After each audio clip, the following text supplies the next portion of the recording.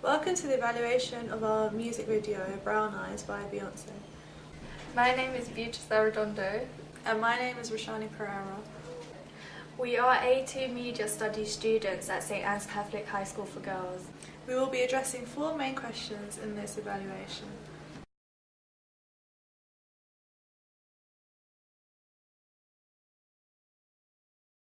We have developed forms of real media products because our music video is narrative, and a lot of similar videos by Beyonce, for example Fire Boy and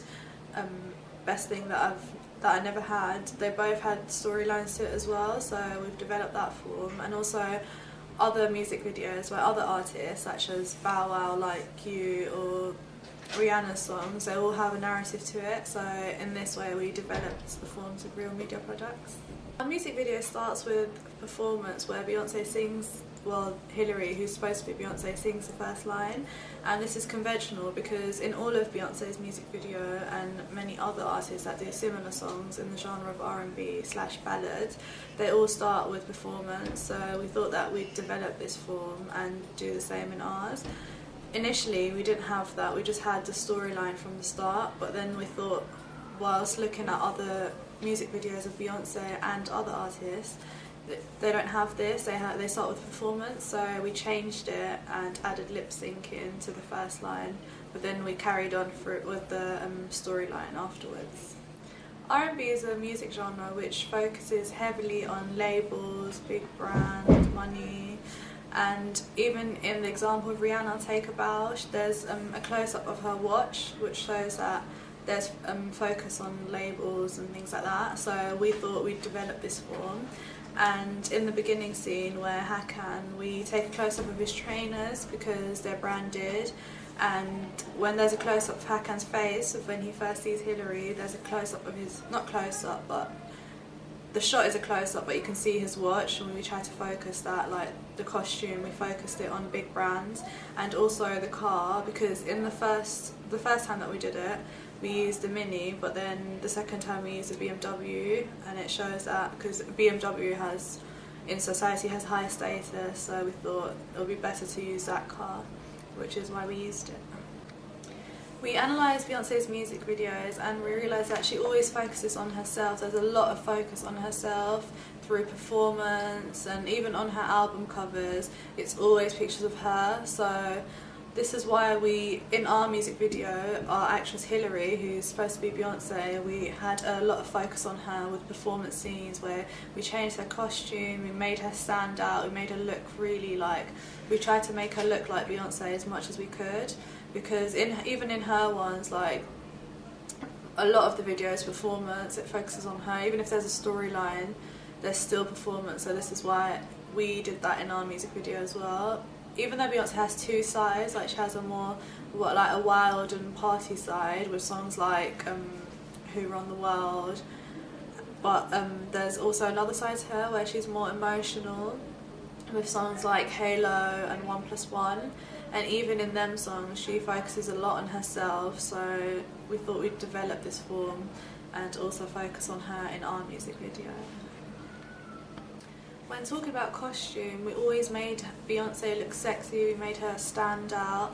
There was a scene where, in the performance scenes, we always used glitter on her shoulders, across this part of her body and her arms, so that when the light reflects off her, it would show that she's shining, it would make her stand out more.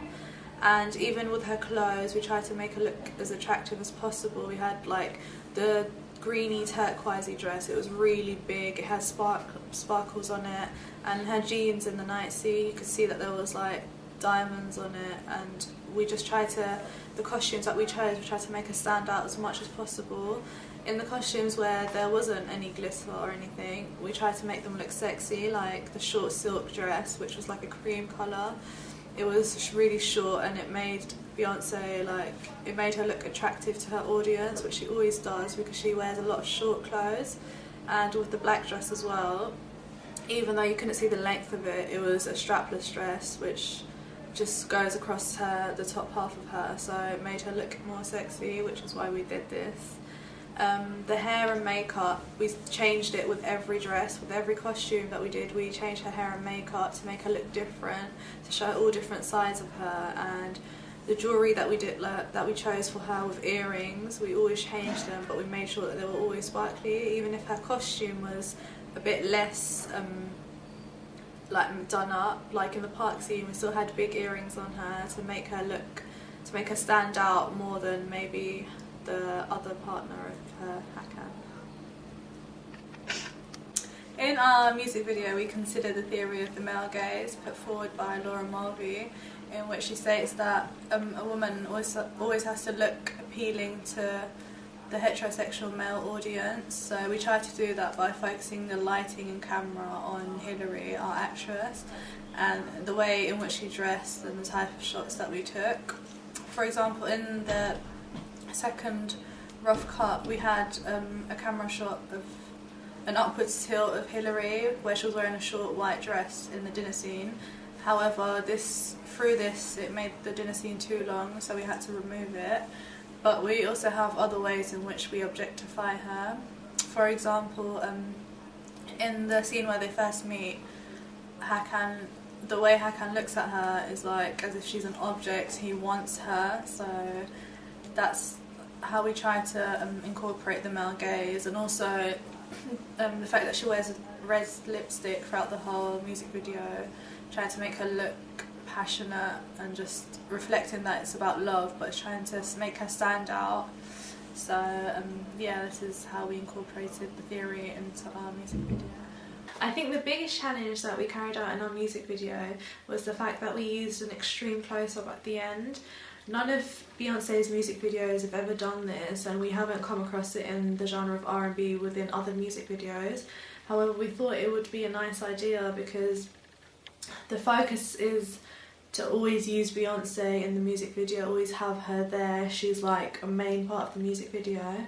and close-ups were always there, but we just thought it would be nice to just change something at the end to just have it different to everything else. So that's why we decided to use an extreme close-up of her lips. We thought this would be a nice idea as her lips are red and this symbolises love, so it's a nice way to end the music video, just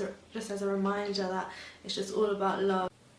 We were further inspired by the music video To Like You by Bow Wow through its use of the rewind effect. We thought that it would be a nice idea to use this in our music video as well, because our music video, the lyrics, is all about a collection of memories, so we thought that the rewind effect would be relevant to ours because you could just rewind the effects to show how they started from one point, and then it shows all the different stages to how they got to where they are now. So we used Hakan saying, "Do you remember the first day that we met?" as the trigger to use this effect at, and it looks effective in our point of view, and the audience liked it as well. That's one of the things that the audience really picked up on, that they really liked it, so this is why we kept it. We didn't know how to do this initially, so we looked on YouTube and we found a tutorial that took us step by step how to do this, and we found that we could do this using the programs that we had to use, which was Premiere Pro. And when we tried it, it looked good in our opinion, and so our audience thought this as well, so we kept it, and it's now in our final piece as well. Finally, something which was a challenge to all music videos within the genre of R&B, not only those of Beyonce, was the fact that we used loads of different scenes in our music video. Normally people just use one storyline throughout the whole music video. For example, in the ones that I've mentioned already, such as Take a Bow and Like You by Bow Wow, Teenage Love Affairs by Alicia Keys, they all have one storyline carrying on throughout the whole music video. However, because we wanted to relate to the lyrics of our song in the music video, we thought that would be a nicer idea to have different scenes, as it's all about their memories, so it shows their relationship at different stages, and through showing their relationship at different stages, it allows us to show Beyonce in different characters, how she is at different points, and the way she acts and the way she dresses. So this is why we thought it would be a nice idea to have different scenes, not just one, and it keeps the audience interested, as there's various locations and various things going on. It's just not just the whole storyline going throughout the whole music video, so it's a challenge, but we felt that this worked well. And in the feedback that we carried out, someone actually made a comment on this and said that they liked the fact that there were different locations because they felt that it kept the music video interesting.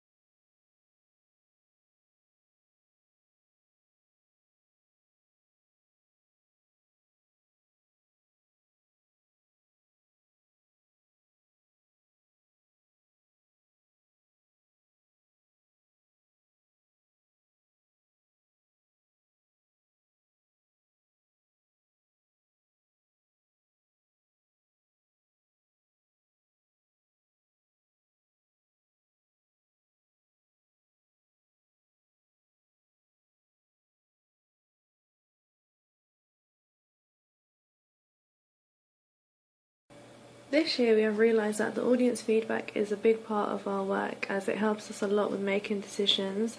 and making alterations to our music video. It's a lot easier that our target audience this year is young adults, which are people at our school as well, some of the people at our school, and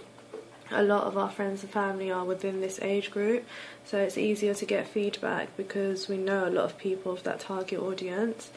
And also through getting feedback from the target audience, we sometimes see that things that we couldn't see that could be altered or improved, they can point out, and then like depending on what they say, if it's possible to do so, we can make alterations to better our music video. And we tried to get feedback on as much as we could on like most things that we did, because we thought that through getting more and more feedback we could improve our video more and more, whereas last year we only got feedback on some of our products such as the rough cut, but this year we got feedback on the film treatment and any alterations that we do. We got feedback step by step rather than collectively, not just like not doing the whole rough cut and then getting feedback, but doing rough cuts of certain sections of our music video and then getting feedback so we can edit them as we go along, rather than producing the whole music video first and then getting feedback, because then it would be easier for us to make the alterations. And we could make more alterations as well, as it's section by section, so people can, as we alter, they can suggest more improvements. So we thought that this was very helpful. There are multiple ways in which we gained feedback. We gained feedback through things such as WhatsApp, through text messaging, through email,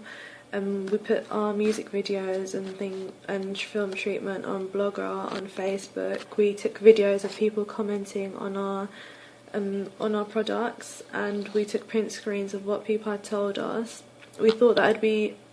nice to have different ways of gaining feedback, not just asking someone what do you think of our product and then making improvements, but actually having evidence, like recording, and even Facebook, because there's so many people, and YouTube, there's so many people out there that might want to see our music video and suggest improvements, but we might not ask them. So when putting it on Facebook and on YouTube, we target a wider audience, so we get more feedback to improve our music video.